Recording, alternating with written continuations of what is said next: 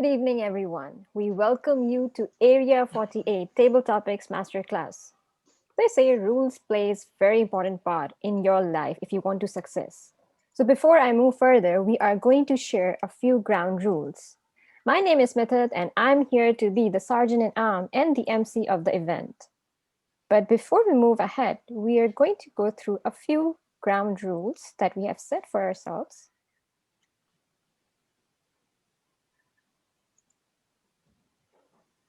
The first rule is that we need to refrain from three taboo topics: sex, politics, and religion.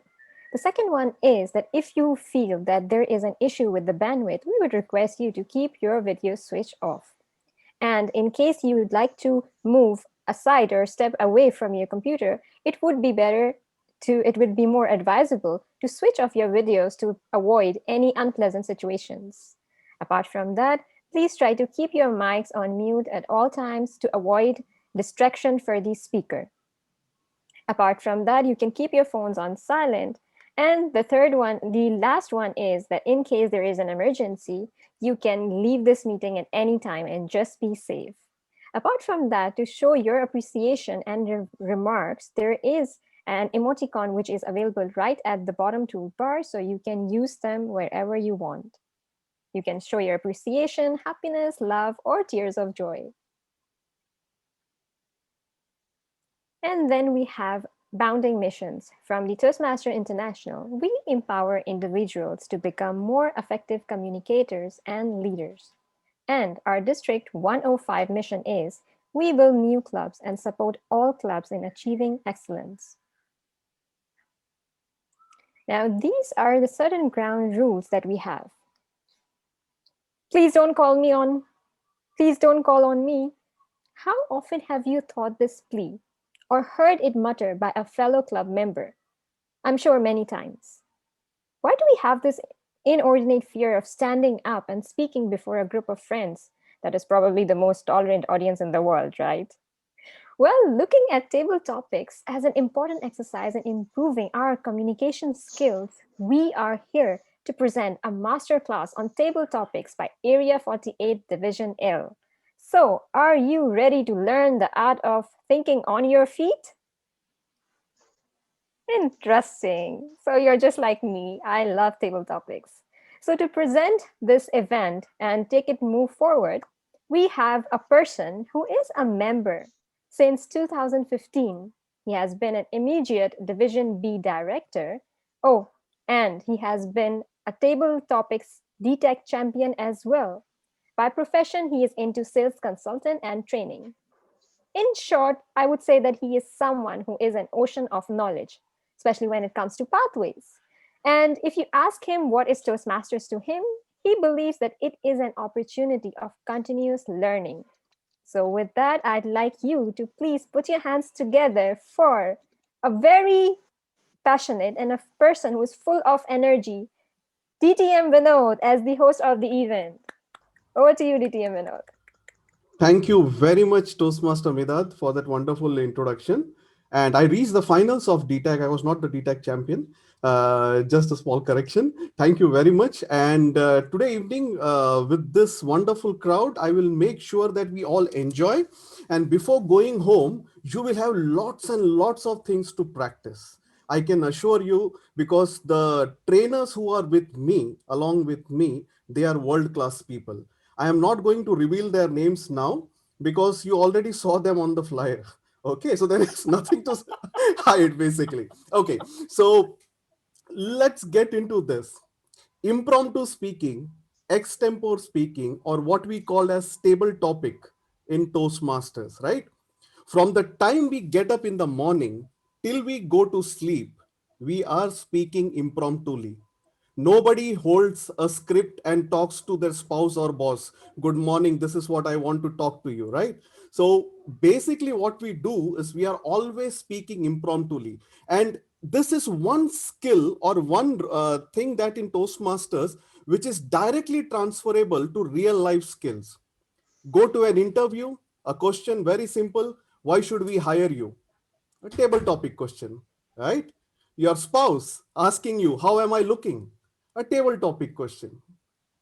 In a meeting agenda, your boss asks you, should we launch this product? What should be your answer? Now, one thing before I give you what to do, when my spouse asks me, how am I looking? Instead of giving the answer, good or bad, I create an opening. I say that if Leonardo da Vinci had seen you before Mona Lisa, he would have created you, right? The opening has an impact. And you are going to get so many tips today by our master trainers. This was just a sample, my dear friends. So, what we are going to do first, before I introduce the trainers, is the best way to learn swimming is to jump into the waters. So our Zoom master, area director Sharon, will be helping us. Each one of you will be in a breakout room. Now let me explain this quickly so that we get it right. There will be a breakout room and there will be four people, four members in each breakout room. A link will be shared which you can click on and you can get the topics. There are a lot of topics in that particular link and the Zoom master will share through broadcast. Once you go to the breakout room, just say hi to all the people who are there. Know their names. Okay. Second, choose a leader. There will be one person who will be a table topic master, and that person will give table topics to all the other three. Once you finish the 2 minutes, 2 minutes, 2 minutes timing, then somebody from the team would give a topic to the leader. So that way, all four of you have spoken for at least 2 minutes, right? And the timing everybody knows 1 minute, 1.3 means what is say 1.3 and 2, and then 2.3 is the maximum. So you have the liberty to hard stop. No need to go till 2.3. You do an hard stop at 2 minutes. Okay, just tell your team buddy that please stop at 2 minutes. Okay, so what you have to basically do is whatever topic you get, speak for 2 minutes. Everybody fine? Just give me a thumbs up. All the members. Yes, yes, yes, yes. Done, done, done. And once you get wet and come back, our trainers will dry you and then put you into water and teach you all the strokes how to do it differently, right? So let's enjoy. We will stay over here. And Sharon had given a suggestion that she will be checking your Emirates ID card, and based on seniority and junior people, she will be putting in the groups. Okay, Sharon, please continue. So I'll share the link in the chat right now. I'm not sure whether they'll get it. They'll be able to click on it from the broadcast message. I'm just putting it here. Please, everyone. Okay. Shall I open the breakout rooms now? Just a second, just a second. Now, in case you are not able to down means click on the link, just think of any table topic that comes to your mind and give it to the, like what you say, your partners. It is not mandatory that you have to give it from here. Everybody will have at least 100 topics in their mind. You can give that also if you are not able to get the link. Okay, so the purpose is you have to speak for 2 minutes at least, each one of you, and then we will come back and continue the session. All the very best and enjoy your 2 minutes.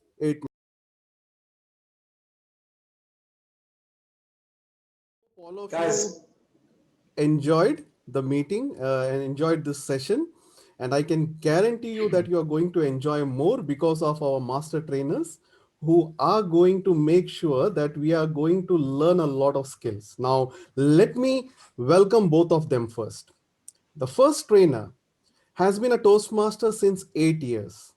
He is a member of TGIS and Podcasters Club. He's by profession, he is a marine engineer. He is a husband, a father to two kids, right, Robert? Yes. And a curator of Dubai Improv Tribe, which has been doing improv shows all over UAE for more than 3 years. And I think he has conducted more than 50 shows. The second trainer who is with us is someone who has joined Toastmasters in 2007. He is the past president of Gardens Toastmaster Club. He has been the past Division B governor, what we call now as director. He is the past District 105 speech champion in international speech competition. He told me he is not a professional trainer, he is a casual trainer. But one thing is sure, he is a mentor for many upcoming champions in District 105. He is one of the most sought after MCs in the region. He is Sami Al Harbawi. Please put your hands together to welcome Robert Devota and Sami Al Harbawi on the screen for you. Over to you, both of you. Thank you, DTM Vinod, for that warm introduction. And I accept that warm introduction that you gave for Sami also. You used 2 more lines I was counting to praise him. I'll get back to you after this segment is over. Welcome, everyone, for this session on impromptu speaking. Impromptu speaking, as Vinod introduced, is not something new to us. It's something that we do on a daily basis. From the moment we first open our eyes every day to the moment we hit the sack, we are doing impromptu speaking. Every topic that is presented to us, it's something like a mini conversation. But when it comes to table topics, it needs a structure, meaning it must have an opening, a body, and a conclusion. If it does not have a structure, it will be like I always say, my favorite example, it will be like a kite that has no frame. It will fly, but not high and probably straight in your face.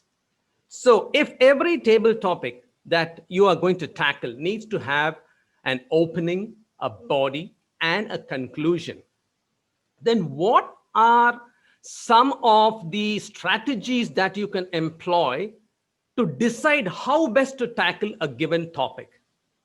That's what Sami and me are here to share with you today. Some tips, techniques, and strategies that you can choose from. We are not saying that these are the only ones that you can employ. These are some of the tips and strategies that you can choose from to try tackling table topics in a different manner here on. Vinod, I request, can you start sharing your screen for the slides? Okay, now, we believe that out of the 3 parts that I spoke about, which is opening, body, and conclusion, it is the body that is most vital for you to determine how your opening and your conclusion is going to be. Contrary to what you may have been listening and hearing in other meetings about how to tackle table topics, we believe that if you can decide what is going to be the body of your speech, then you wouldn't have to struggle on how to open your speech and how to close your speech. Many a times you would have seen people get off to a rocking start as soon as the topic is given, but then halfway through they run out of steam because they did not have a strategy as to what their body of their speech was going to be. And that's why we would recommend that the moment you receive a table topic, you can strategize how you are going to employ, what is the technique that you're going to employ, and how you're going to frame the body of your speech. For this, I'll request Vinod, can you move on to the next slide? All right. History, metaphor, and philosophy. What is history, metaphor, and philosophy? I'll just give it to you in 3 letters. It's HPM, not rocket science. History. History is where, as soon as the topic is given, you can choose to respond to whatever was said in a personal way. You talk about your personal experience, story, or exposure with the topic in any way. It's an occasion where your life intersected with the given topic at hand. You need to provide details and information about yourself for people to connect with. For example, if the topic was how your friend lost his sunglasses after going on a roller coaster and you chose to use history, the body of your speech would probably state that I hate roller coasters now. I can't believe I lost my $250 roller coasters after I went on one. Now, the power in using history as a strategy to choose how the body of your speech is going to be is that with history, you will be providing a lot of personal details. And when you provide personal details and specifics about yourself, your audience will connect with you. You will engage your audience more gainfully. And that's the advantage of choosing history to frame how your body is going to be. Now, if you choose philosophy to frame how the body of your speech is going to be, philosophy is where it refers to personal opinions, stances, beliefs, and attitudes about the topic at hand. It's where you demonstrate about how you feel about the given topic, for better or worse. That is philosophy.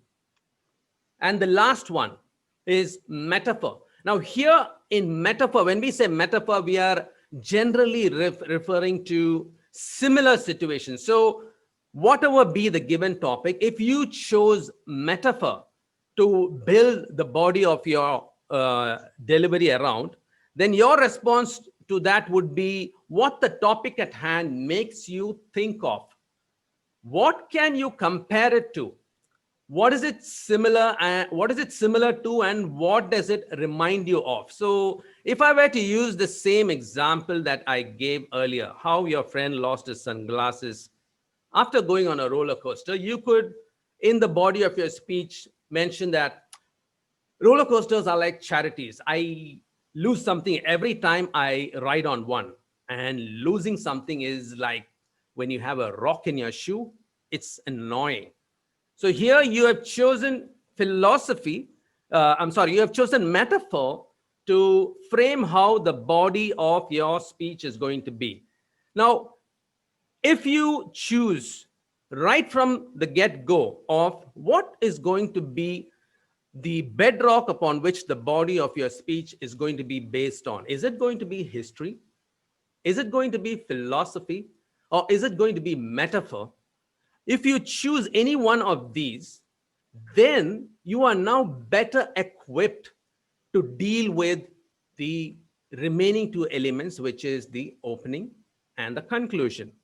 Now that I have shared with you this strategy that you can choose to use whenever you are given an impromptu topic to speak on, I will now invite my fellow trainer, Toastmaster Sami, to share with us some tools that you can use in whichever strategy you choose to employ. Sami, over to you. Thank you, Robert. Now we have a direction to go through. We know that we have strategy to be chosen before a topic is being given to us. But how much time do we have to pick the right strategy? Guess what? Believe it or not, your brain doesn't need more than 2 to 3 to 5 seconds maximum to choose the right strategy. Should we apply the right practice beforehand? So when a topic today is about to be given to you in a contest that is about to be organized in your club level, what would you do during this 1 month time from now till your contest, which is usually expected in January, end of December? Pick your personal stories of your own life. Pick random stories of your own life and just try to say it in a style that reveals part of your history first. And then take the same story and say it in a style that shows your opinion, your philosophy, your background, your values. And try to say the same story again using a metaphor. I'll give you a quick example. Speaking of history, 30 years ago, a young boy was born in a very humble family that lived in the forest of Germany. Now I took them to the history with this story. What would it be if I look at philosophy? The values of honesty, trust, and family were the seeds that my family started to live on all their life. And as a child, all were stories that I heard were around, and you share the philosophy. If you were born for a business-oriented family, that would be the best way to start with a philosophy. How about a metaphor? The metaphor can simply use your life story can begin by describing that metaphor. Describing the eagle life and how the eagle flies so high trying to look at the bird, and then link your personal stories to this metaphor. What is so important, ladies and gentlemen, with that practice? Once you master the art of tying up your personal story to one of these metaphors, your brain will always pick that position, that decision, where to go before the table topic master is giving you your second topic. Because you've already determined what direction are you going to approach. Let's go to the second tip on how to practice and get ready using that approach. Think between engaging questions versus challenging questions. Many a time we try to engage our audience using the question methodology. Some questions are actually threatening to your audience. Like, how many of you have tried something and failed? It's not wrong strategy, but it's a bit challenging question. Think of questions that can help your audience be engaged in the body of your speech. Like, I tried and failed and tried and failed number of times. Have you been in the same shoe? Have you tried as much as I did and failed? Now that question is more of engaging, not threatening. So think of your questions to your audience as an invitation to the body of your speech. How do you do that when you practice? Super simple. When you are building your practice invitation, practice story, create that inviting questions into your own story. Your stories had characters. Do like Benajia did. How many of you had a father like mine, a mother like mine? Engage them into your story. Your story had events. Engage your audience in the events that you experienced. Your life is not that unique. We all almost live the same stories. But what happens is we forget over these 2 minutes, we build a story and try to sell it before we make the audience part of it. So think of a story that can be engage your audience, and while practicing that, you've already trained the muscle of building a story that is relevant to the strategy, history, metaphor, and then engaging your audience through that. And there comes the third tip. La. Stop telling us what happened to you and show us what happened to you. Now, simply when you take me through the history or through a metaphor or through any other strategy, what happens is because we're speaking about something in the past, we end up describing things using the past tense, the past verbs. When I walked to my mom, she was seated and she was crying. She was. All the was language is going to lead us into you as a speaker sharing with us the information. How about you convert that into showing? There she is with tears in her eyes. Can make us figure out that she was crying.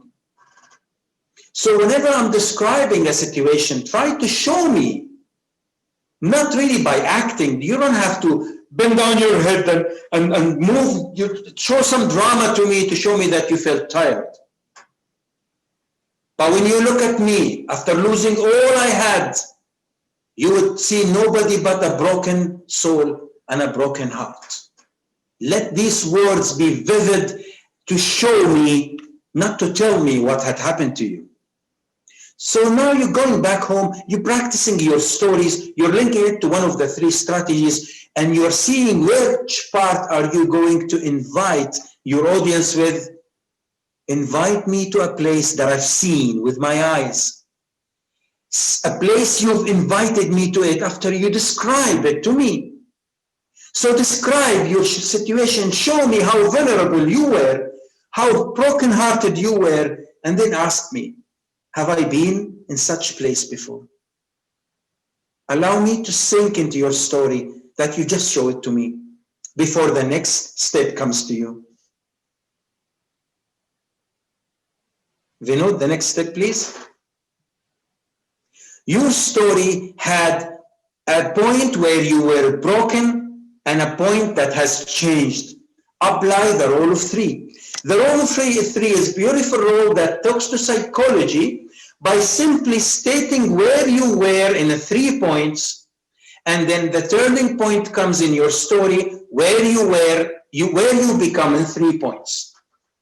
I was lost, distracted, and broken. But after I realized that it's not about what I gain, it's all about what I can give. My life turned to be this and this and that.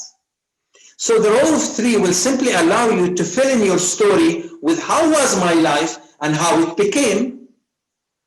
After that, applying the tip from the given topic of your speech. So think about you practicing, applying the methodologies, applying the strategies that we share with you, and ask yourself, at which part of your stories or your style you will describe what had happened to you, and at which part you want to invite your audience inside, not threatening them, not challenging them, not forcing their vulnerability up on the public, but when you show yours, invite them to see yours. Describe your vulnerability, the situation you had, in 3 simple points.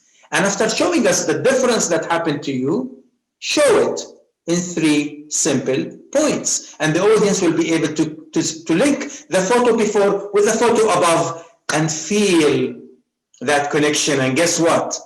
That emotion will touch the hearts of your audience as well as your judges. And that gives you more points. Let's see how that would affect your judges. Maybe I could be wrong. Vinod, show us how could these strategies affect the judges.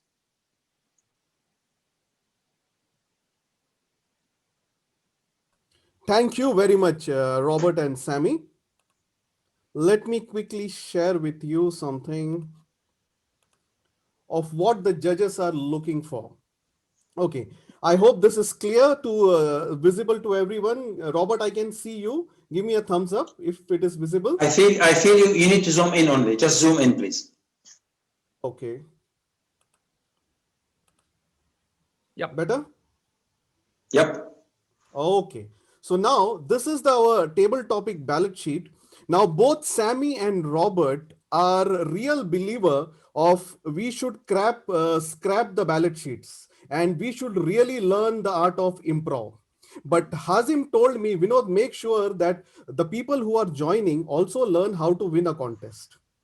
But Sammy and Robert were very sure that we need to make sure that all the people who are coming, they are changed for their entire life and they really become improv speakers. But as we are Toastmasters and the contest season is coming, let me show you the ballot sheet.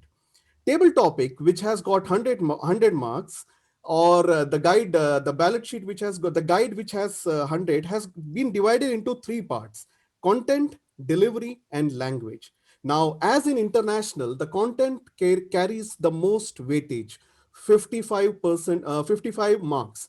That is where Robert and Sammy both decided to focus on this improv technique called as HPM, history, philosophy, and metaphor, so that we get the maximum mark at the content. Because if you can extract your life stories, if you can have a strong opinion, or if you can have a comparison metaphor. Now, let me give a simple example of all this thing. For example, as Sammy rightly said, history. Name, place, things of all the things that you have done, your experience from your childhood. You gather stories. Now, what happens when you speak about your personal stories is it sounds very authentic and it comes from a deep place within. So it directly makes a connection. So the content is basically divided over here into opening, body, and closing. Organization, smoothness, and the effectiveness is divided into logic, directness, enthusiasm, achievement of purpose, and audience response. Now, I will just focus on the structure, organization, and smoothness what our trainers have just taken. The physical and the voice will automatically come. And that is what when we are doing the opening and closing, the assertiveness and what all to be done will be shown.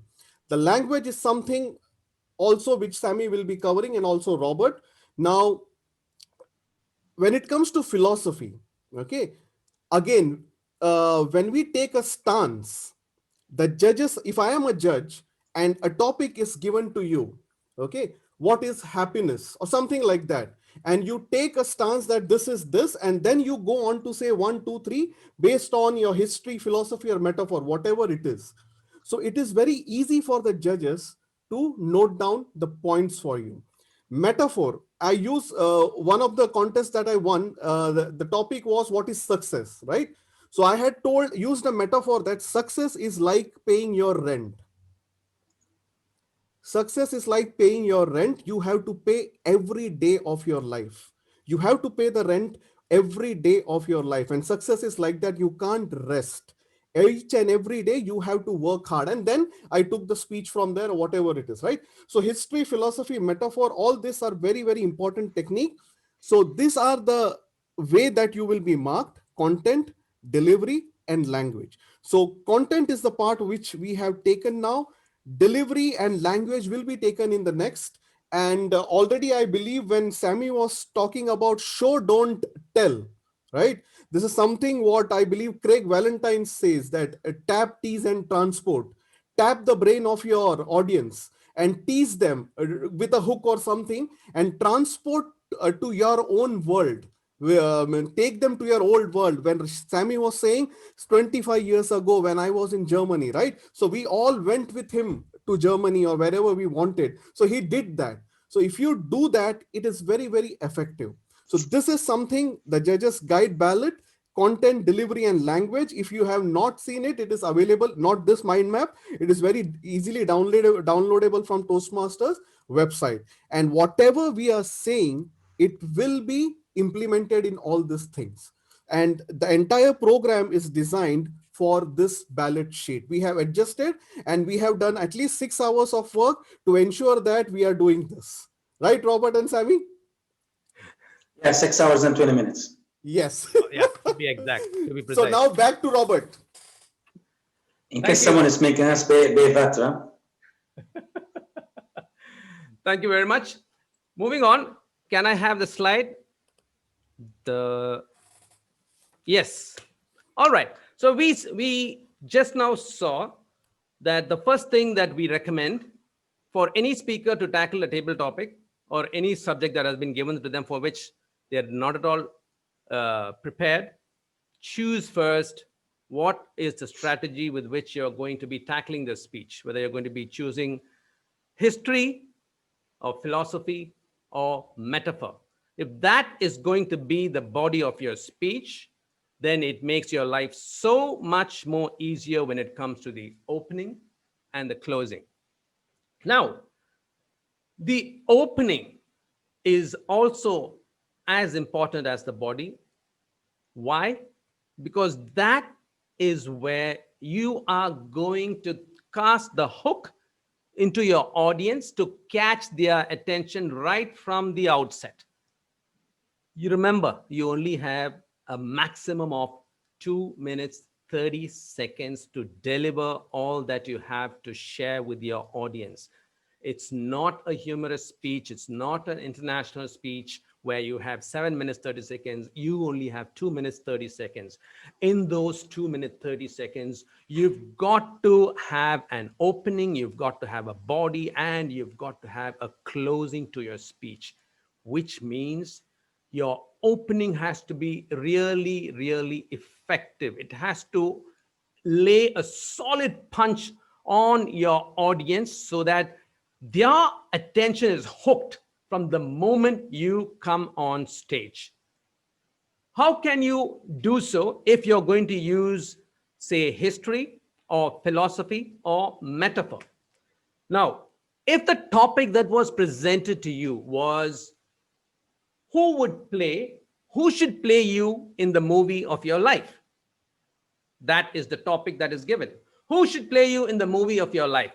Now, if you chose history as the strategy that you're going to employ to create the body of your speech, history, as you know, is when you respond to whatever was said in a personal way. It's where your life intersected with a given topic in some form. And you will be providing details and information about yourself. So, for example, with this topic that I just spoke about, who would play you in the movie of your life?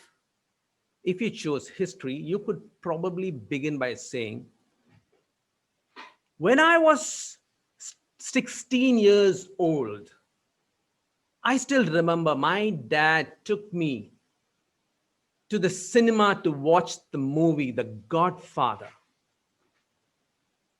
Marlon Brando, in his role as the Godfather, had such a lasting impact on my thinking that I never forgot that powerful role he portrayed, even though it's now 30 years later.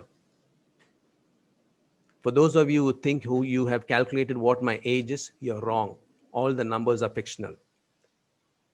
So if you started like that, coming back to the topic, if you started like that, you have now connected with your audience by taking them back in time into a period in your life when you were young and impressionable. You introduced your father and you introduced a movie in which one actor played a stellar role. Now, you have not spoken about who you would like to play the actor in the movie of your life, but you have given an indication to your audience.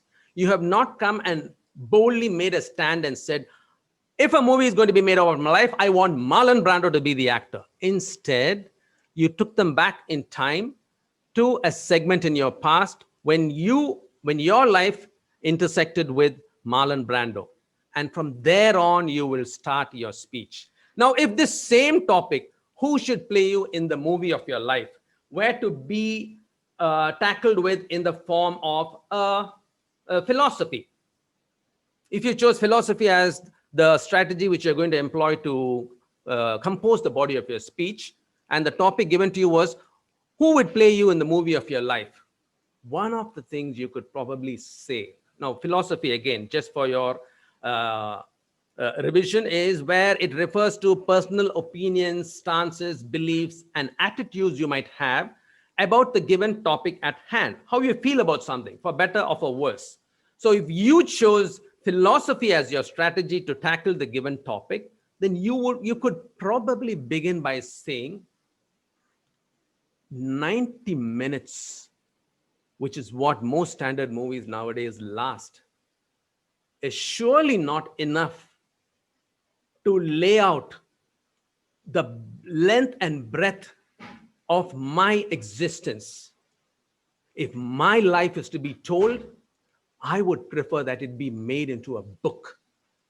And the author who would write this book would be J.R.R. Tolkien, for example. So you have come and you have now chosen philosophy, where you have expressed your stance or belief or attitude on the given topic. And you have also added to it by saying that instead of a movie, which is so short, it wouldn't be enough to fit my life because I have lived it king size. It should be a book. And if it should be a book, then this is the author. And then you can go on into the body to further build on the reasons why you said what you said in the beginning. Coming to the third item, which is metaphor. If you chose metaphor as an example to answer this topic of who should play you in the movie of your life, you could probably respond by saying, if my life were to be made into a movie, judging by all the ups and downs I have been through, definitely it would fall in the thriller category. And who can ever forget those thriller movies of the Indiana Jones trilogy, where Indiana Jones took us on such fantastic fantastic adventures all around the globe. And we were hooked from the beginning till the end. That star, Harrison Ford, who brought it all alive for us, that would be the man who could do justice through a thriller, which my life story would be. And now you have opened on the topic, choosing metaphor as the strategy on which the body of your speech is going to be, and you can smoothly progress into the body, giving a little more, few more examples of why you chose Harrison Ford as the main actor to play the role of yourself in the movie of your life. So these are all the 3 examples that I have to share with you on how you can open effectively by choosing any one of the 3 tips that we have given you, which is history, philosophy, and metaphor. Now, there are some more effective tools that you can put to use in these strategies. And for that, I will hand over the control to Sami. Sami, it's all yours.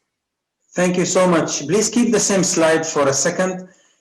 Now, the game of taking off your speech is a beautiful mix. This is the moment when you train your brain to play on the edge between emotions and logic. So I want you all to pay close attention, and if your camera is off, keep it off, but get closer to the camera, because this is the moment when I will take you through a metaphor that would shift your paradigm thinking about how you start your speech. We choose the photo of an airplane about to take off. Why? Because the way you start your speech is so much relevant to how an airplane takes off. Why is that? Because the direction of this particular airplane when it takes off has nothing to do with the destination of that particular flight. All airplanes take off from the same direction, and at some point they shift to the destination they want to go for. And what is important in taking off process is how smooth you make your takeoff process, not how quickly you tell people, I'm going to Brazil and it's north, I'm heading to north, don't worry, I will speak about the subject. Because many of the attempts, sometimes they get overwhelmed with the tension of the situation, and what happens is the topic will be success is important to come, discipline is important for success. Discipline is important for success, your views. And because of that excitement, that speaker jumped and said, of course, discipline is excited, and he started to show how much he agrees to the topic. What happens with that? You've just jumped into the body and you forgot the takeoff. So how could you, as a speaker, learn that the takeoff should not be relevant to the destination, at least in the first 10, maybe 15, probably 20 seconds, no problem, because the audience at this moment are wondering, where are you taking us? And that's the element of surprise you as a speaker would create to hook your audience on board. So, all right, fine. What do we do to master this? Practice the following exercises. Show us the second slide, please. Start with how an airplane starts before taking off. Even the airplane, for those who remember the times when we used to fly, some time ago when we were used to fly, the pilot would freeze the airplane for a second before the final takeoff. Why can't we be that experienced or that pilot? A topic is given to you, pause and take a deep breath. The problem is it doesn't work that easy. Our logical brain is designed to respond to any question there and then because we want to be logical. For example, Nancy, you're the only one having your camera on. Would you like to be part of this exercise? All right, now be careful. Turn your mic on. Be careful. Yeah, I'm going to ask you a question, and all you need to do is to pause, breathe, and then answer. Yeah? Is that easy? Can you test your mic? Everything is working? Can you hear me now? Yes, I can hear you. Now, I'm going to give you a question, so be very careful. Be ready. Okay, I'm going to create a trick for you. Just quickly remind us, what's your name? My name is Nancy Azar. I'm from Lebanon, and I'm from the District 105, Area 1. Nancy, why did you answer without a pause? This was the answer. See, the thing is that this was the exercise. now because our autopilot took over all the time. I told you I'm going to give you a trick. Just now, be careful, okay? Now, can you please remind me what's your time? With my different trick, we falls for it because our logical brain. Now, I'm going to give you another real one. What does Toastmaster means to you? Thank you, Sami, for asking. Toastmasters is about getting new opportunities and meeting new people, challenging ourselves. For me, this is Toastmasters. Thank you. Now, what I would like to add to this, because you brilliantly applied the rule of pause, take a deep breath. All right? Take a deep breath, please. Thank you, Hazar. Nancy, sorry. Nancy Azar, right? Right. Toastmaster from Lebanon. Thank you very much. Anyone wants to fall for the same trick? All right, Prakash, you've just turned on your camera. Is that yes? Rakash, Toastmaster Rakash, unmute yourself. Unmute yourself, please. I got a trick for you. Yeah. Would you consider it personal if I will say the topic is age is just a number? Will I consider that age is just a number? Maybe. I'm not so sure at the moment. I would have to think a little bit about it. Is age a number? It sure is, contrary to what people say. And if to stop you for the time, but well done, Rakesh, because I choose the topic to sound like I'm just asking you and you cracked it. Usually, be aware at the beginning of your topic, pause and breathe, and let your opening be fabulous. The second slide, please. Another exercise I want to engage all the participants in. No, there is another one. I think you need to swap the slides. Yes, think outside the box. Ladies and gentlemen, when you are given a topic, as a table topic encounter or speaker, avoid thanking the audience, avoid introducing yourself, avoid any logical sound opening, and try to present yourself in a completely different way. Now, how can you do that? A quick exercise, I want to engage everyone in it. You get your chat box. I'm going to share with you a question that I expect you to type on the chat box unlogical answers that is still relevant to this topic. All right, for example, if I will tell you, why do we have traffic lights on the road? Don't tell me because the sun and the moon are outside planet Earth. That's too illogical, all right? But you might say, why do we have traffic lights on the road? So me and my wife will not crash when we drive. Okay, it's not really relevant to this answer, but somehow relevant to it. So we want to show here that creativity outside the box has a thin line between madness and emotional intelligence. So the topic is, I want you to give all of you and put your answer in the chat. I'm going to give you the first answer, and then you follow on the same answer. Why does a scuba diver carry an oxygen tank behind his back? Why does a scuba, now before you put the answers, let me put my answer, all right? Why does a scuba diver carries an oxygen tank on his back?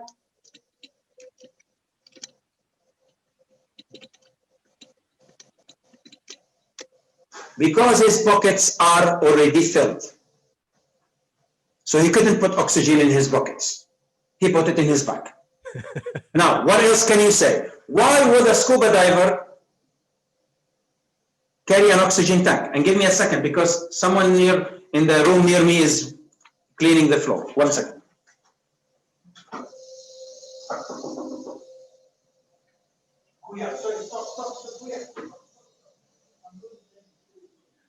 So that he looks like a submarine, something to What answers have you got for me? What answers have you got for me? to compensate for his beer belly, says the timer.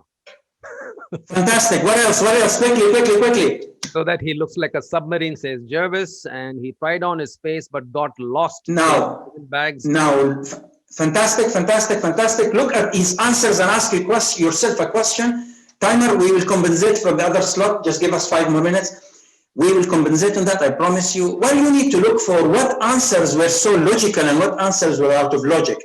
And oxygen, the diver carries an oxygen tank so he can sell it to fish that like the human oxygen, doesn't like the fish oxygen.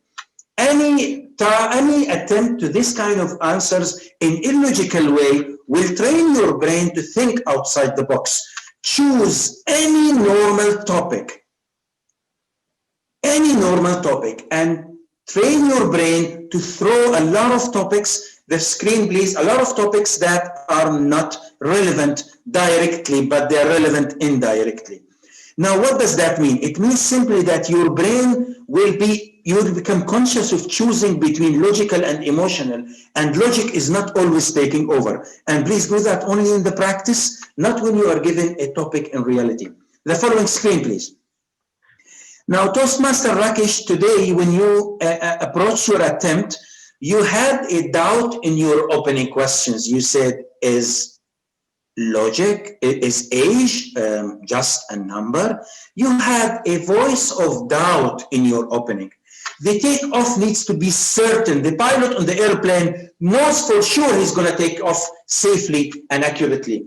So how do I create an assertiveness voice that is also challenging my logical thinking? I want to ask the timer to open the floor for us for just 5 minutes. Toastmaster Robert will share with us a beautiful exercise to warm up your brain and give you the assertiveness of your voice with illogical thinking. Come on, Toastmaster Robert, show us the magic. Thank you, Sami.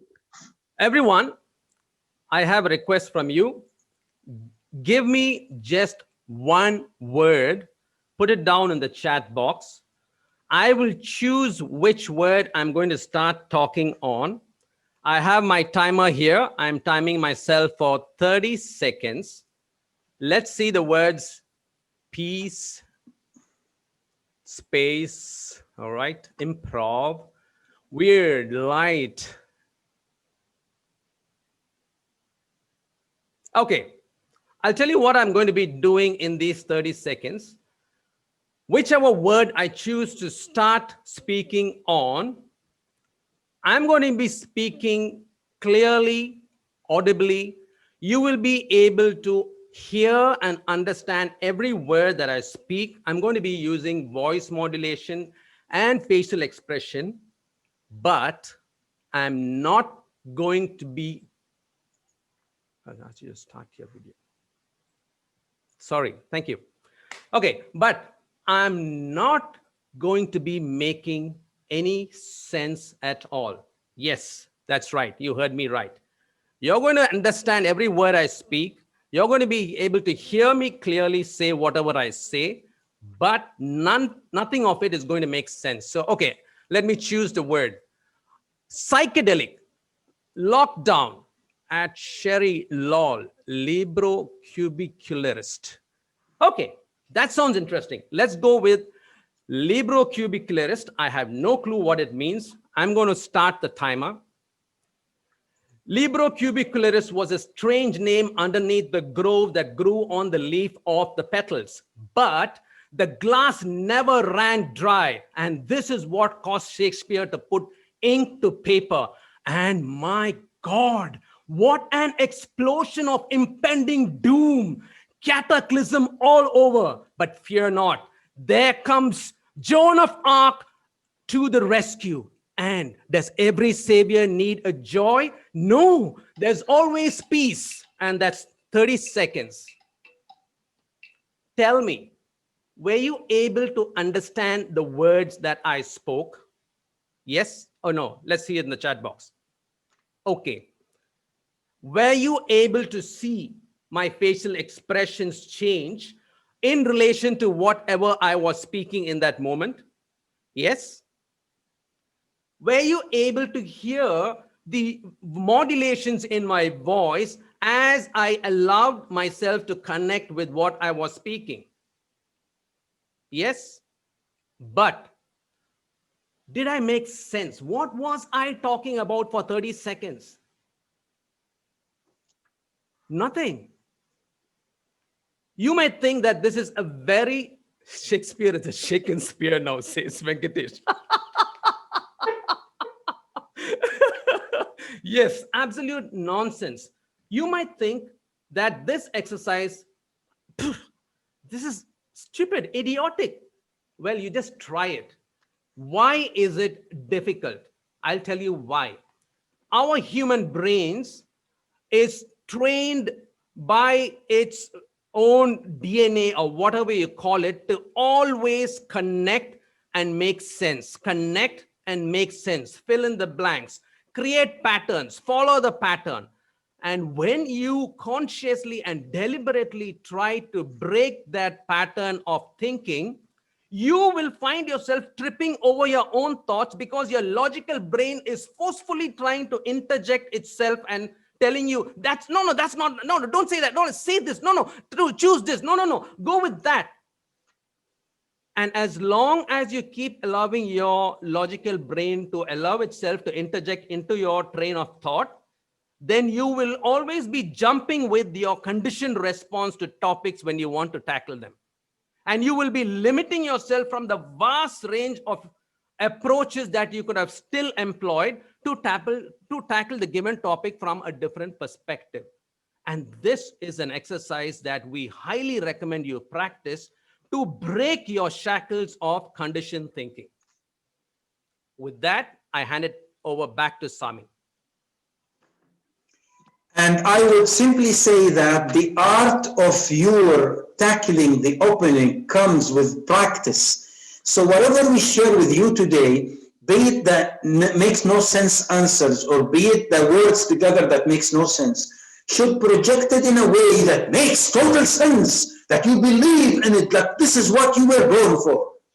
And that shows the assertiveness. That shows that you know where you're going, you know where you're heading, you know the direction. But ladies and gentlemen, it doesn't come overnight. It comes with practice. Yes. But let's first see, is it really worth it? Are we leading you to the right direction? Will that technique give us more points in the eyes of the judges? Vinod, what do you think?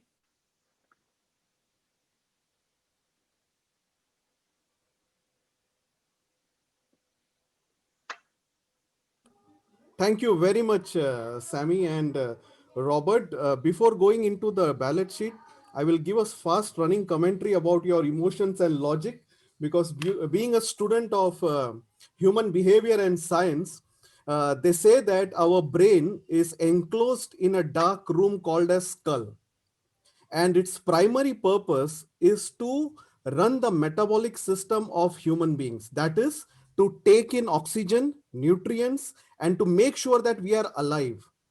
The primary purpose of our brain is not to think. That is what both of them just made you do this, right? If you take any acting classes, I was watching a documentary about Pune Film Institute. The first day, what they do with all the actors is tell them to be a dog, a cat, and make them tell them to do a lot of sound and do all the illogical things. That is, whatever you have learned till that time, they want to make them unlearn it.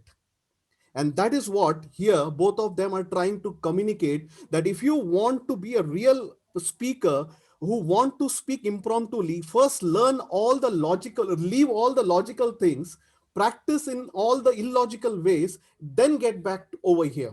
Now, as far as judges ballot goes for content and delivery, now the body, history, philosophy, metaphor, it is clear.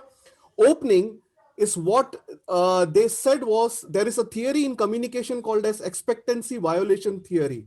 That means when you come up to speak, in Toastmasters, we call it attention grabbing or hook. It basically means when you are up on stage, don't just come and say, good morning, Toastmaster of the day, good morning, everyone, because that is expected from you, right? So here is where, when you open with once upon a time when I was 16 years old. Okay. So immediately that is an expectancy violation over here, because none of them were expecting that you are going to come and say that. Judges take note of that. Or when you take a stance, as Robert said, why movie? I want to make a book. Immediately, it's a different stance. And you are giving examples for that. Or a metaphor, if you are giving that when I watched the Indiana Jones. So all these things are not what is expected. And as Sammy rightly said, for the first 10 to 15 seconds, don't let them guess what are you going to speak about. And that is why all this logical exercise was done, even the assertiveness. And one of my favorite authors says that what exercise is for body, stillness is for mind. So when you go up on the stage and a topic is given to you, breathe, think, and then first think about the body, what it is going to be, and then think about some history, philosophy, or whichever approach you are going to take, and add it with a good opening. So this is something till now I believe the content, delivery, and language all have been captured in a very good way. But what happens if you don't close well, right? Because Patricia Fripp says that your one of the keynote speakers, well known in Toastmasters world, your last word lingers. So you made a terrific opening. You have given a very good speech with assertiveness by showing all the techniques, by not telling them, by showing them actually the characters, making them alive. Now what to do? Now let me call upon, I will guess it is Sammy. It is Robert, actually. Robert, yeah, Robert. Yes. Thank you, DTM Vinod. Okay, people, we have dealt with, first of all, what is going to be our strategy right at the outset around which we are going to build the body of our speech. Having done that, we have then dealt with what will be the opening to our delivery. We saw examples of that. We saw some really effective tools that Toastmaster Sami and myself shared. So we have started with the opening. We already chose how we are going to compose our body, and we have dealt with that. Finally, that aircraft which you saw taking off a couple of slides back, it has to land, and it has to land on the correct runway. Only then is the journey complete. If not, you're going to end up with a lot of disgruntled passengers asking for their money back because they have landed in the wrong destination. Now, If they made it alive, of course. So again, going back to the tips that we gave about history or philosophy or metaphor, and referring back to the same topic, if your life were to be made into a movie, who would play you? And you, if you had chosen history around which to create the body of your speech, we already dealt with how your opening could probably be. Now, how your closing could probably be would be that if, and that's how it would be for me. If I ever was fortunate enough to have my life made into a movie, I would be 16 years old all over again. And it would be Marlon Brando coming alive as me in front of me. That could be an effective landing, which ties back to the way you opened your speech.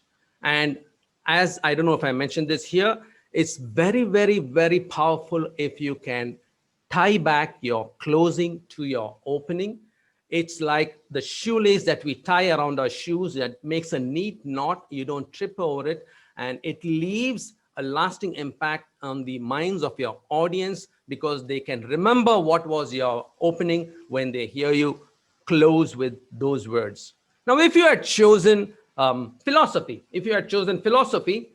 and going back to how you opened it, where I said that you could probably say, movies last only 90 minutes, and my life is far more than that. And you took a stance that I would rather it be made into a book. So your closing could probably be like, Movies will never last the test of time, but the written word, as we all know, is forever. And that's what I would like the story of my life to be, forever. And you end.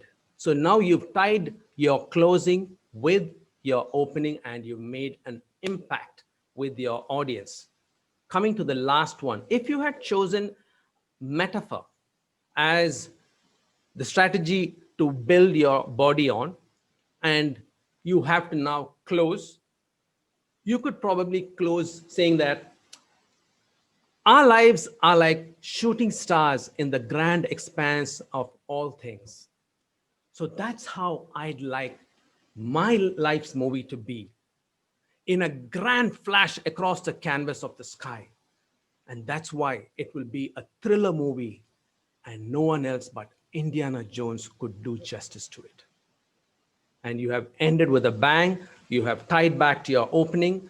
Your audience now remembers what the entire flow of your table topic was, and they're applauding, and the judges are also marking you up in their ballots. These are some examples of how you could close if you chose any one of these tips, that strategies, that is history, philosophy, and metaphor, to close your speech. There's even more tools that you could put to good use, and for that, I'll ask Sami to take it on from here. Sami, over to you. Back to the first slide, to this slide, please. Thank you very much, Robert. Now remember, those who remember their most recent flight before COVID, or if you're lucky to fly after the lockdown was removed. When you are about to take off, there are a few indications that comes to the team, to the screen, that get ready, we are taking off, right? So your audience needs to know, when are you planning to begin your landing? We need to tell the audience that once you state yourself, try to think and practice what would be that turning point that will show that I'm about to land. And that always is by applying certain tips that can help you practice landing. Again, ladies and gentlemen, practice landing. Those champions who won did not win by chance. Those pilots who are flying safely did not learn that by chance or by practice. They actually well trained, and played a lot of simulations to make it happen. So what kind of tips you can practice? Let's move on. Second slide, please. There is a lot of need in our logical brain. Imagine yourself, you took off smoothly in the topic and you spoke about it very well, then your blood is full with adrenaline. And what does adrenaline make you do? Aggressive. What is that aggressiveness? Persuasive. You should all believe, you must remember this. The persuasive language is not welcoming language. And we had enough pressure in our life to have you, Mr. Speaker, as one more preacher who's trying to tell me that my life is messed up, and you are there to force it in me. Try to have your closing more inspiring. For a minute, look at your movies for years and years to come, and imagine yourself being that actor. Imagine yourself being that dreamer. Is more inspiring that you are going to live a long life to go. Don't let anyone be the actor in your movies. Be the one who will lead your movies. Which one you would be welcoming to your heart? Which one you would love to have? Which one you would hug? The inspiring or the persuasive? Don't be the one is more aggressive. Yes, motivational, but it's a bit aggressive. I want the welcoming of inspirational. When you are the pilot, when you are the actor, when you are the eagle of your own life, your future will never be the way it was. So inspiring language is more related to the future, while persuasive language is related to now. Can you feel the difference? So at the closing, promise the future. Don't try to change the now. Second slide and second tip of how to land effectively. Use the words of the opening, but say differently. If you choose to have your opening statement in a style like, for example, who would play your life and your life movie, and you choose to start with, our life is moments described in scenes. These scenes are saved in our minds, and together over our life, it forms our movie. And then you choose to speak about that subject. Try your landing to be, the scenes of your life in the movie of your life is not over yet. There are more shots yet to be taken. Choose them wisely and make sure, no matter what background you have, keep a smile on your face. So what happens here? You choose the same words of the opening and you just reword it in your conclusion. What does that make on us? It makes us feel that you've had your story sold in a beautiful package. It gives us the feeling that your speech was well organized because it reminded us of the words you opened with. And this is when logic tries to intercept, because your logical brain will always try to intercept in between. Some Toastmasters do a phenomenal opening, amazing body, and then they make or say what breaks my heart. You know what is it? And just like how I started by saying this, and then they say what they want to say. And when I hear someone saying that, I go to the toilet and I cry so hard because I felt I was taken into a journey and then the surprise was killed. Don't tell me what you're about to tell me. Just show me that feeling and tie up the opening to the conclusion and see the magic. Audience would always remember this for a lifetime because that's what affects their emotions. And the third tip we would like to conclude with today, leave your audience at a high note. Give them a task to live for, a mission to live for, or a task to take home. It doesn't have to be all these tips, but if you at the closing level told your audience you've already engaged them in the story and told them, all of you ladies and gentlemen from all around the world watching me are running your own movies live. You can't pause it. You can't reverse it. You can only keep on recording it. So when you open your eyes tomorrow, I want you to think of three things. Who's going to be the hero of my life? Whom are the people I'm going to save? And how I want that movie to be concluded. Over to you. Now with this, you took me to a high note and you give me a mission. Tomorrow morning I have a homework to do. I hope nobody will check up on me. But that feeling will affect the judges and make that closing skyrocketing for them. Am I right or not? Trust me, Vinod is a champion. He's got his magic pills on the judges. Tell us, Vinod, am I right with this or it would not have that effect?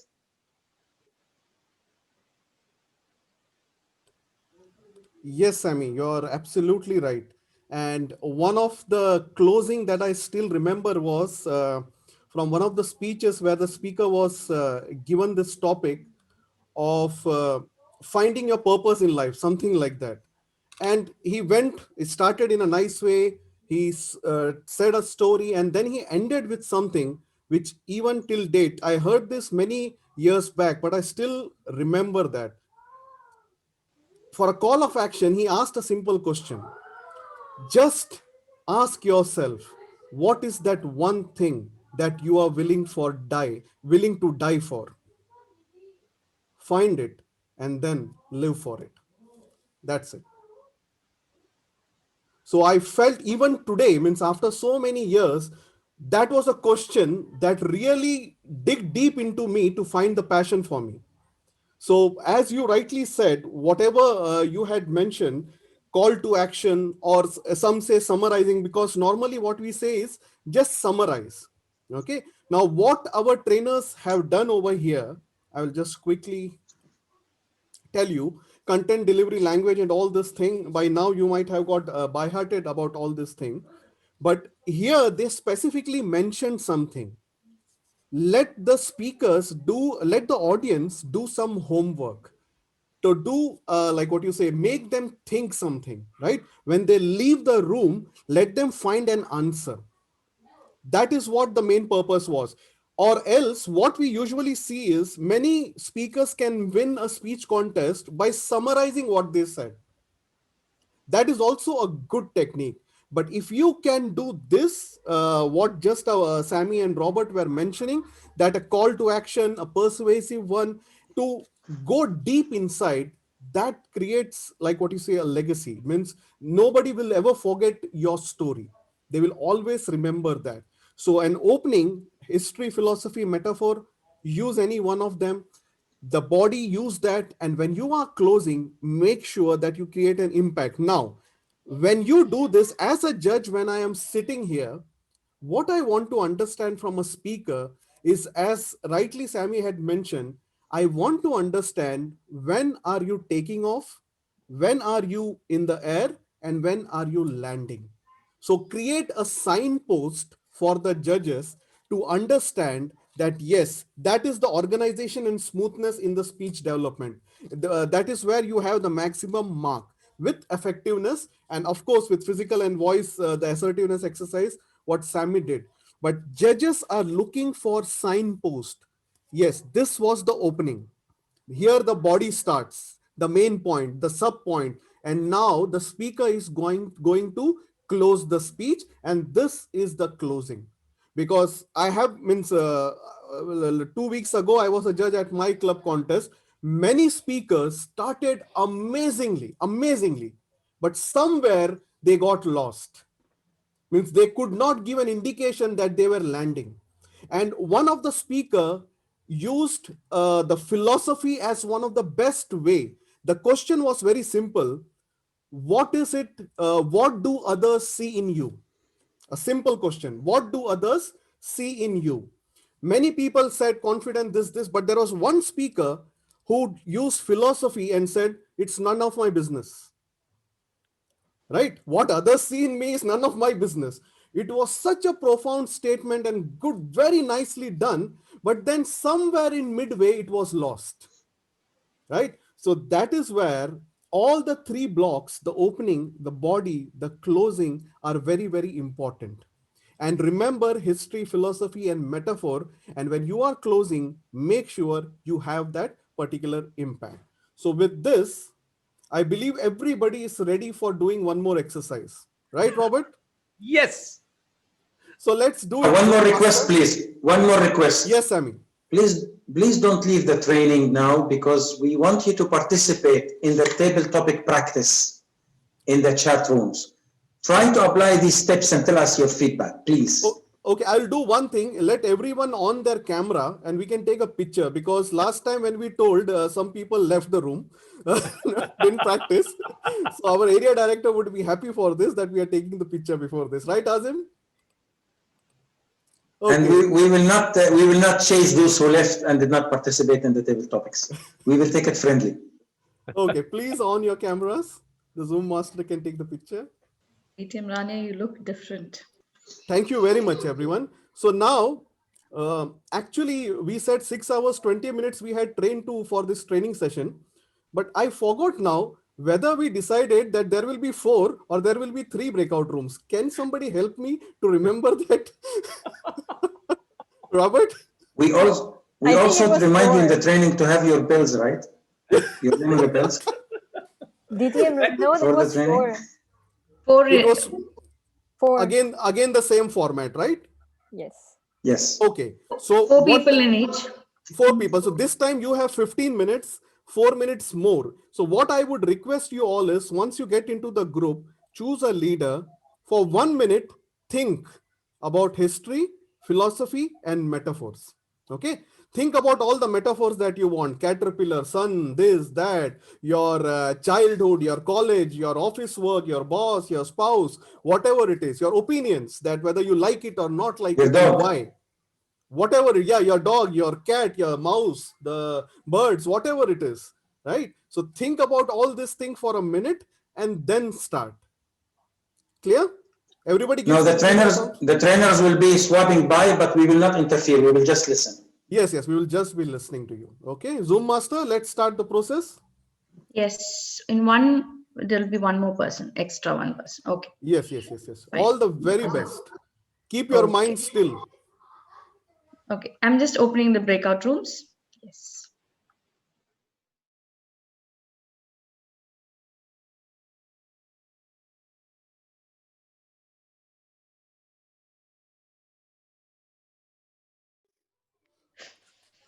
You guys seem to be very energetic after coming back from the breakout rooms, huh? It was nice to see the participants employing the tips straight away.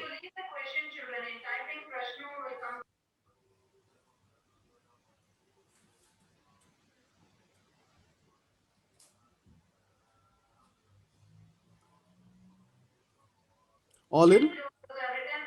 All in. Okay. So now I believe it will be a question answer session and we will be handing it over back, or I will be taking the questions. Will somebody help me in taking the chat, or I will Yes. take the question? Yeah, Yeah, Mida? I Midat have a will. few questions, Will.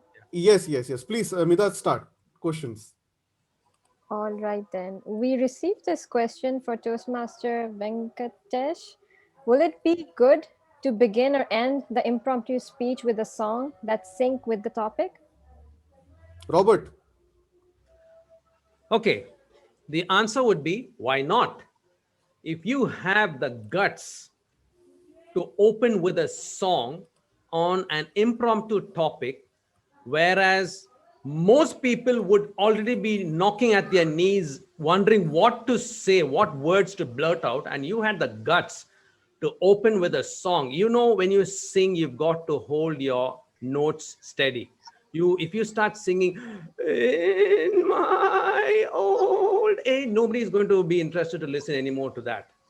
So if you started singing, and if what you sang was relevant to the body of your speech, and you ended it with a song, why not?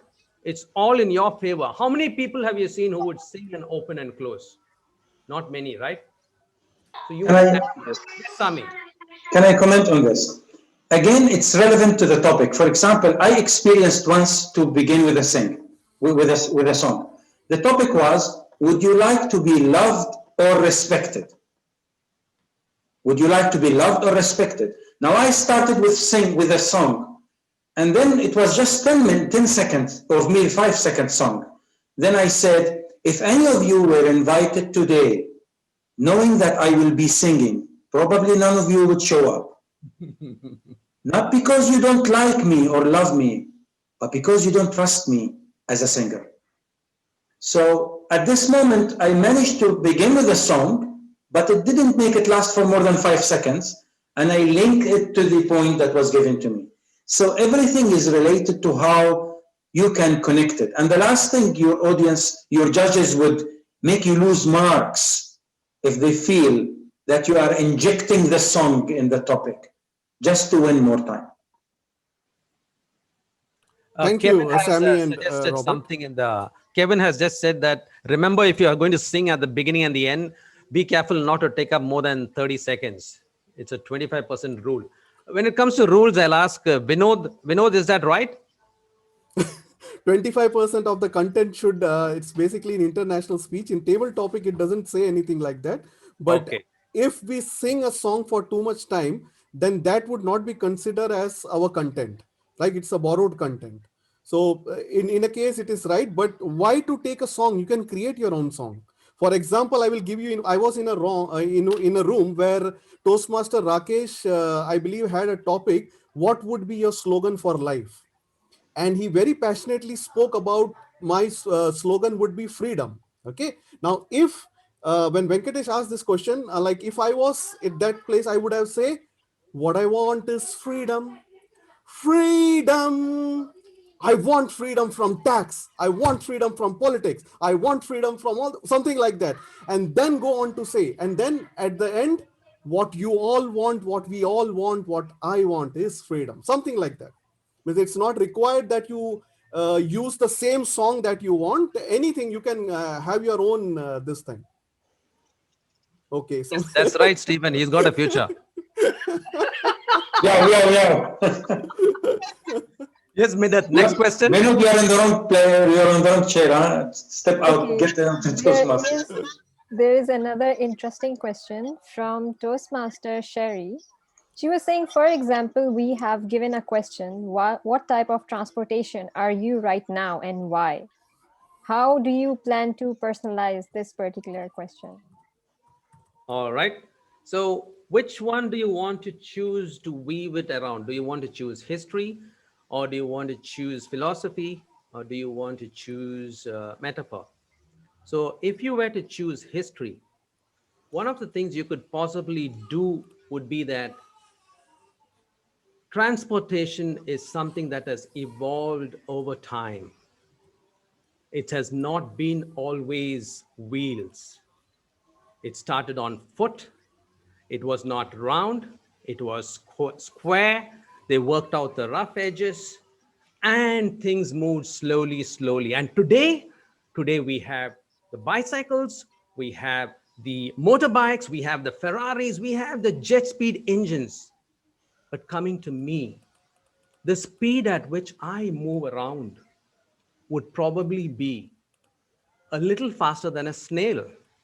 So I would probably be a hand-drawn cart because I need a lot of push to get going. So that's an example where you used metaphor as an example. Oh, I'm sorry. History. You went back to history. You took all the different devices of transportation in history, and you then compared yourself to something else, and you started off. If you were to use metaphor, where you're going to be comparing again, you're going to be let me go back to my thing. Metaphor is where the topic at hand, what does it make you think of? So if the question is, what, can you repeat the topic again, Midar? Sure. The topic is, for example, you are given a question, what type of transportation are you right now and why? How do you propose we can personalize this? All right. So if I were to choose metaphor to tackle this topic, wow. I appreciate this question because it has made me stop and think of myself in a different perspective. What kind of transportation would I be? Well, knowing myself, I know what I am, but let me tell you what I would like to be and what I'm working towards. What I would like to be is reliable, consistent. And if that were the case, I would love to be whatever. It can be a bicycle, what he or she considers as consistent. It could be a boat. It could be whatever you consider as consistent. And then you build from there. Because this is something that I have been working on for such a long time. I was there, I am here now, and that's where I'm working towards. And you could close with something that relates to that. If you were to choose philosophy on this topic, all right? Philosophy is where you're going to take a stand on the topic based on your attitudes, your beliefs, and your approach to the subject. So if the question is, what kind of transportation would you be if you could choose to be one at this moment? Your beliefs on the subject of transportation. Why is transportation at all necessary in today's world? My belief is that transportation connects people, and connection is what we are made to do. Without connection, we were not meant to live as islands. We were meant to connect with each other. So if I could be a form of transportation, I wish I could be a boat that could traverse across vast expanses of ocean and connect shores of different people across cultures and create a whole new world. Did I answer your question? I think, yes, I can see her smiling and nodding her head. All right. Thank you, Robert. There is something similar also which comes around. If your life was which exclamation mark or which like what you say, no, what is that English? This thing it would be either a question mark or exclamation, something similar. So that is also something similar to this. What history, philosophy, or like as Robert said, if you want to answer it in history from your personal experience, when I was 5 years old, I used to see a bullock cart, right, passing by. I would love to be like that, and I believe I am like that, right? Because until somebody kicks me on my back, I never move forward. That is what you are saying. That is got your history. Or if you want to use a metaphor, what about a shiny new Rolls Royce? I feel that I am a Rolls Royce. I give a lot of comfort to people who are with me. Just see the area director smiling. Just see the trainers. I did everything for them. I even showed the slides. Right? Something like that. Okay, next question, please. Except next question, Vidat. Yes. So the next question is, for example, like, in the beginning, we have 10 seconds to gather our thoughts and, just ponder on the subject we are given. What is the tip to utilize those 10 seconds wisely? Vinod, would you like to highlight on this 10 seconds? Yes. So usually when you are given a topic, so as Sammy had rightly said, pause, still your mind, breathe, and then you have 8 to 10 seconds. So it generally after like maybe 10 or 12 seconds, the timer may start with your non-verbal movement or verbal movement, but we say that use that 8 to 10 seconds. And one of the technique that I learned from Robert in improv was ABC. Okay. For example, when you get a topic, your A is the primary answer or the primary body of the message. What is your favorite ice cream? Okay. Oh, vanilla. Clear. That is your A. Now, what is the B? When you think of vanilla, what comes to your mind? What, where, when, why, how? Okay. Don't go through all this thing. Whatever comes first. Every Friday, I go with my parents to have this, or whatever it is, something like that, with my family to have. That may be your B. Okay. After that, what is it? The C starts. That can be your opening. Something that you like, what you say, no, you completely not attached to this, but you like what you say, you can, what happens at the end, something you can bring in that moment. Imagine that you are licking your hands. What a feeling, right? Every Friday, I get this feeling when I go out with my family to Baskin Robbins or whatever you want to say, because I love my chocolate ice cream, right? And you're not giving the answer up front.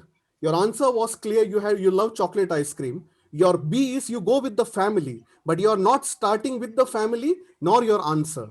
You are starting with something totally different. What the trainers had taught, the opening, right? It has to be something different and not give away what you want to directly say. You want to add, Robert and Sammy? Yes, I would like to add one thing. Today, we spoke about choosing a strategy. So in the 10 seconds, how do you choose the strategy? Really, I mean, 5 seconds and already the tension is high and you need to start and the world is expecting you to begin answering. So what would be the easy, simple way to choose your methodology, your strategy? Very simple. Let your heart pick it. Every time we are given a topic, visualize 3 roads in front of you: history, metaphor, or philosophy. And in these five seconds, imagine the 3 roads open in front of you. Take 5 seconds and walk in any direction you choose without any hesitation. What kills us is that doubt. What if I walk and I run out of words? We'll deal with it at later stage. Walk with confidence. Take that approach with no hesitation. If a metaphor came to your mind, walk into the metaphor direction. If your life flashed before your eyes, take the history direction. If none of them, bring values that you believe in, a philosophy that you live your life with, and walk with that direction. And look nowhere, no direction. Don't look back anymore. Have this assertive voice, and this is how we attend the topic. Should you not land in the right direction, you get the confidence points, you get the assertiveness points, and probably you get the big up hook in aggressive points. After all, we will compete at club level, area level, division level, and then get to district level. And we do a lot of practice. So by applying these principles we spoke about today, you will always learn the takeoff and landing in the best way using history, philosophy, or metaphor. Just one Robert? point to add. For you really capitalizing on those 8 to 10 seconds and choose the approach with which you're going to tackle the given topic, I recommend that you sincerely try practicing the logical disassociation technique which I verbally showed you. Now, if it is difficult, you can do the same technique in writing. Take any word from the dictionary and you keep that as your starting word, put pen to paper, keep a timer for 4 minutes, write non-stop. The only rule is that you should write legibly and clearly. At the end of it, you should be able to read what you have written. That's it. It doesn't matter if it makes sense or not, but you write non-stop. And there is a proven neuroscience to the fact that when you hold a pen in hand and put it to paper and write, there's something that's happening in the wiring of your brains, and it really has a lasting impact. So this is an exercise also I will recommend you to do so that you break free from conditioned thinking. And whenever a topic is given, you utilize those 8 to 10 seconds to calmly see all the different angles from which you can approach it and choose one and go, bang. Done. Thank you, Robert. So immediately when you get a topic, think that your car is waiting to take 3 routes, decide on which route to take, and then just go on to that route. Next question, Vidal. Okay, we have one last question before we wrap up. Is it possible to amalgamate or marry the two, for example, philosophy and history? Can we combine these two categories together when attempting a topic? Combine which? Philosophy and history. History, yes. Well, as we said, you can combine. Why two? You combine all three. All three. But what you will end up doing is you will end up leaving your audience a bit confused as to what was the main driver of your speech. What did you use as the main backbone of your speech to drive the message across? If you, instead of choosing 1 and 2 or 1, 2 and 3, if you were to choose only one, then you remain clear from the opening into the body and finally to the conclusion. You remain clear, leaving no doubt in the minds of your listeners as to what was driving your topic and what was the stance you took and what was the message you left them with. So while it's not bad to combine, we recommend that you choose one and stick to it. What do you say, So Sami? I'll just add one thing to this. You got only 2 minutes, out of which you have opening and conclusion. So how many words can you use there? But if you apply the same concept and mix all of them in your international speech, no problem. You have 7 minutes and you can actually build ideas on history, metaphor, and philosophy in the same speech and still run with nice opening and nice closing. That's true. That's true. Yes, so 2 minutes, 240 words, and out of that 25%, that is, you need to be, you can quote, that take about 60 words. So at least 190 words you have to be original, and taking 3 routes, different routes would be staying at the same place at the end. Yeah. So it's better to take one route and move ahead. Yes, All right. anything else with that? I think we're done with the time. Yes. Okay. We can see the timer showing red card, so I think we are done. Please continue sharing the questions with us. We would love to maybe meet me and Robert and and collectively we can share the answers as well. Yes, and please keep practicing because as I always say that no matter how fast a caterpillar can run, to become a butterfly, it has to leave its legs. And that is when you practice, only that can happen when you're practicing. So keep practicing as much as possible. Yes. All the very best for your contest. All the Over best. to you, Midad. All the best to all of you. Over to you, Midad. Thank you so much, DTM Vinod, Toastmaster Robert, and soon to be DTM Sami for this wonderful, amazing session. I know every one of us are like so confident and clear that yes, just give us any topic, be it table topics in Toastmasters or a table topic given by your spouse, your father, your mom, your sibling, or even your boss. We are all set to do that and take the plunge, I'm sure. All right then. So, every person have a different and unique style to express gratitude and thankfulness in multiple ways. And here we have a leader who has been into Toastmasters for 3 years. Meticulous, very dedicated, and clearly a detail oriented person. So please put your hands together to welcome our Area 48 Director, Toastmaster Hazim, to show gratitude in our next segment, Vote of Thanks. Over to you, Toastmaster Hazim. Thank you, Toastmaster Vedat. It was really a mind blaster session led by three magnificent leaders, Toastmaster Robert, Toastmaster Vinod, DTM Vinod, and Toastmaster Sami. The team, just to share with you a quick one, the team was keen not only to talk about the table topic, just to prepare you for a contest. No, they ensured to let you learn how to practice impromptu in real life with real examples. With that, allow me to share quickly my screen.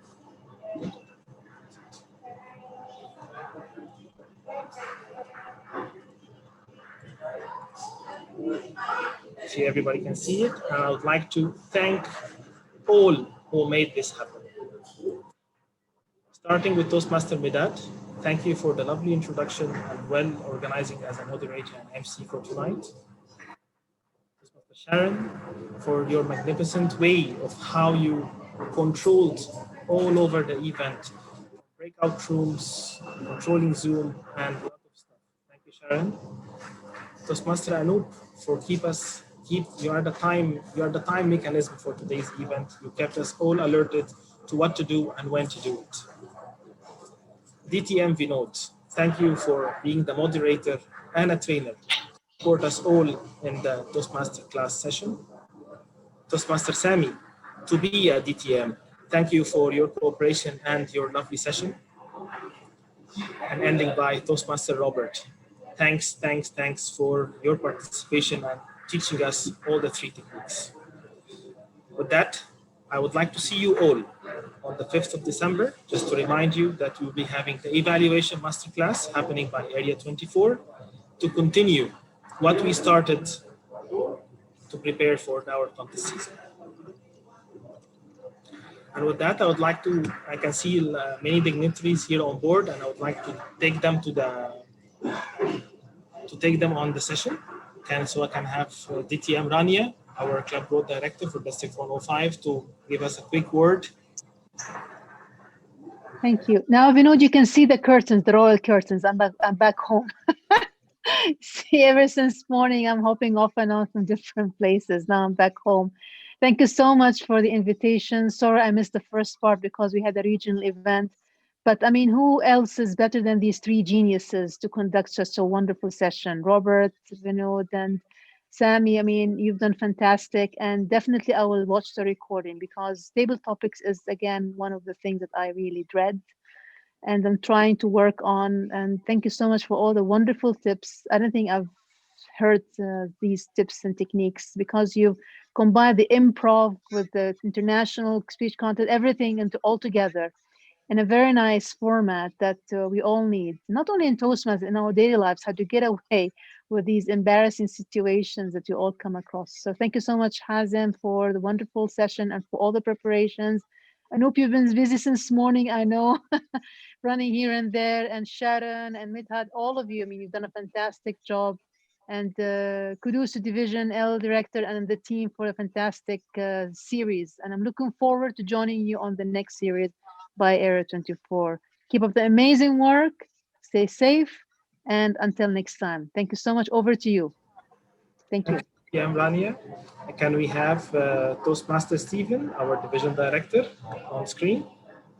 Thank you, Toastmaster Hazem. First and foremost, I need to say, I still don't know how, Hazem, you could get these three people together in one room. Robert, Sami, and Vinod, three of them are very good friends of mine, but very different personalities and who are, what do you say, pocket dynamites to come together and to deliver such a wonderful session. Great job, Hazem. Great job to the entire team. Like Rania said. Nice haircut, Stephen. Sami, we'll take it outside the room. It's fine. We'll take it offline. Some of the people here have been awake since, I don't know, early morning, 8 a.m. We had 3 divisional events today itself, and it was a big journey. But thank you so much, Hazem, for coordinating this whole thing. It was absolutely beautiful. And the biggest word which I saw is, I think somebody by the name of Rakesh had mentioned that this was the best session ever. And that one comment itself encapsulates everything that we are aiming for as a team, to try to deliver quality sessions for all of you. So once again, Hazem, great job. Thank you so much for taking this up on behalf of the division. Can you have a big round of applause for this man who has been in Toastmasters only for 3 years, but now he has become a leader par excellence. So great job to him and his team and his PR and everything. Thank you so much to Robert, Vinod, and Sami. The insights that you gave us amazing. Some rap songs, and in the end, Vinod ended with something about a caterpillar as well. Now you know how he actually reached the DTAC finals. I was like, how do you come up with stuff like this? So great job, and back to you, Hazem. And I'll see you all of you guys for the evaluation masterclass, which will be next week. And with that, all the area directors have done their job, and now you guys can all rest. So thank you so much, and back to you, Hazem. Thank you, Toastmaster Stephen. Thank you, all of you, for the nice evening and for the session. Thanks for all who attended. You really made it up. And see you on 5th of December. Thank you. Have a good night. Take care. Bye-bye. Good night, everyone. Good night.